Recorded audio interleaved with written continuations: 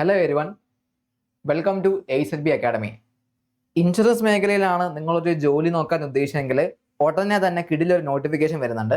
നമ്മുടെ LIC life insurance corporation of ഇന്ത്യയുടെ AO എന്ന് പറയുന്ന പോസ്റ്റിലേക്ക് ഉടനെ തന്നെ നോട്ടിഫിക്കേഷൻസ് വരുന്നുണ്ട് അല്ലേ.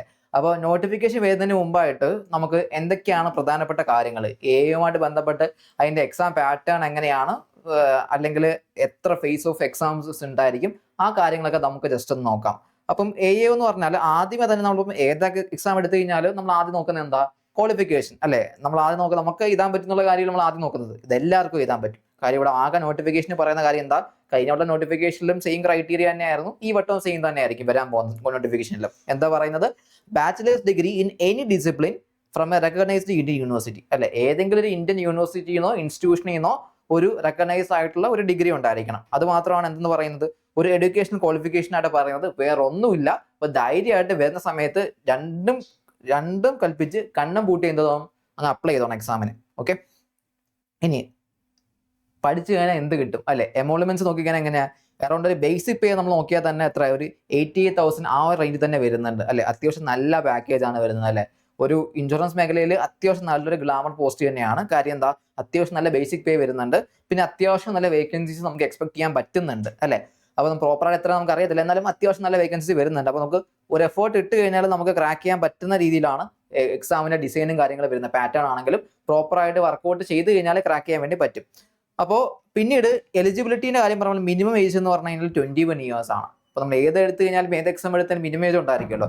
മിനിമം ഏജ് എന്ന് പറഞ്ഞാൽ 21 ഇയേഴ്സ് ആണ്. പിന്നെ ബാക്കിയുള്ള എല്ലാ സെൻട്രൽ ഗവൺമെന്റ് എക്സാം പോലെ തന്നെ ഇവിടെ എന്തുണ്ട്, ഒരു ഏജ് റിലാക്സേഷൻ ക്രൈറ്റീരിയാസ് പറയുന്നുണ്ട്.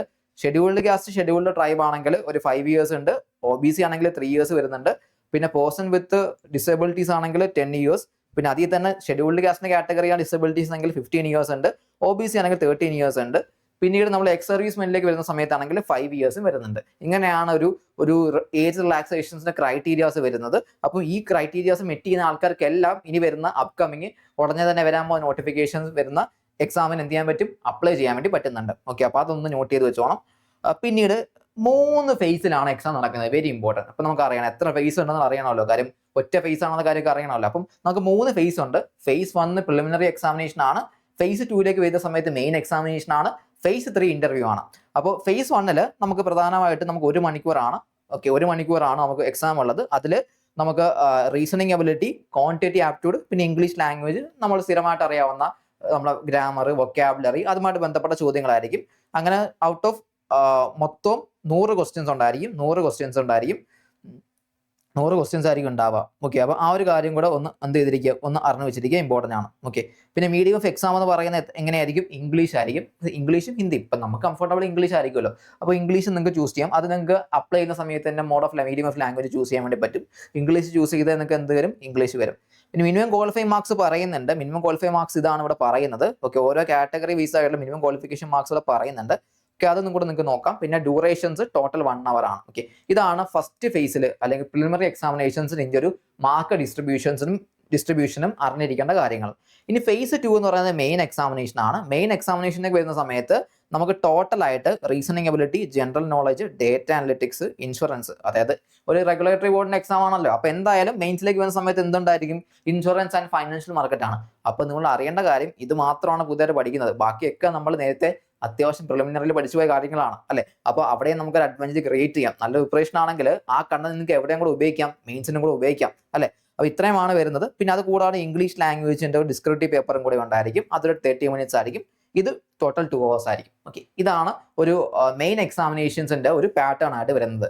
ഇനി ഏറ്റവും ലാസ്റ്റ് ഇന്റർവ്യൂ. ഓക്കെ, ഇന്റർവ്യൂ ആണ്. ഓക്കെ, ഏറ്റവും അവസാന ഘട്ടം. അതായത് മെയിൻസ് പാസ്സാവുന്ന ആൾക്കാരെ ഷോർട്ട് ലിസ്റ്റ് ചെയ്തിട്ട് എന്ത് ചെയ്യാറുണ്ട്, ഈ പറയുന്ന ഇന്റർവ്യൂവിലേക്ക് വിളിക്കാറുണ്ട്. അത് മെയിൻ എക്സാമിനേഷൻ മാർക്സിനെ വെച്ചിട്ടായിരിക്കും എന്ത് ചെയ്യുന്നുണ്ടാവുക, ഇന്റർവ്യൂവിന് ഷോർട്ട് ലിസ്റ്റ് ചെയ്യുന്നുണ്ടാവുക.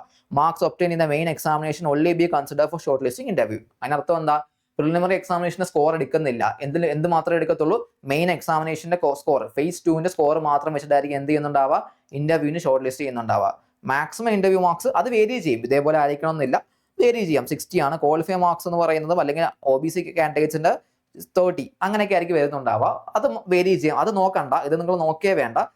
പിന്നെ ഇതിനുള്ള ഒരു അവസാന ഇതുമായിട്ട് ബന്ധപ്പെട്ട എന്ത് കാര്യങ്ങളുണ്ടെങ്കിലും അതിൻ്റെ ഒരു അവസാന വാക്കെന്ന് പറയുന്നത് LIC തന്നെ ആയിരിക്കും. ഓക്കെ, നോട്ടിഫിക്കേഷൻസിനാണെങ്കിലും അല്ലെങ്കിൽ ഇതിന്റെ മാക്സിമം മാർക്സ് എത്രയായിരിക്കും, മിനിമം മാർക്സ് എത്രയായിരിക്കും, അതിൽ എന്തെങ്കിലും ചേഞ്ചസ് ഉണ്ടെങ്കിലും ഇനി ഒന്ന് അപ്കമിങ് നോട്ടിഫിക്കേഷൻസിൽ വരുന്നുണ്ടാവും. അപ്പം അപ്കമിങ് നോട്ടിഫിക്കേഷൻ റിലീസ് ആയതിനു ശേഷം നമ്മുടെ സൈഡിൽ നിന്ന് വീഡിയോസ് ഉണ്ടായിരിക്കും. ഓക്കെ, അപ്പോൾ അതിൽ പ്രോപ്പറായിട്ട് നിങ്ങൾ വീഡിയോസ് കണ്ടിട്ട് അപ്ലൈ ചെയ്യുക. എന്നാലും പ്രിപ്പറേഷൻസ് നിങ്ങൾ തുടങ്ങി വെച്ചിരിക്കുക. കാര്യം അത്യാവശ്യം നല്ല പാക്കേജ് അല്ലെങ്കിൽ നല്ലൊരു ബേസിക് പേ ഉള്ളൊരു ഓപ്ഷൻ ആണിത്.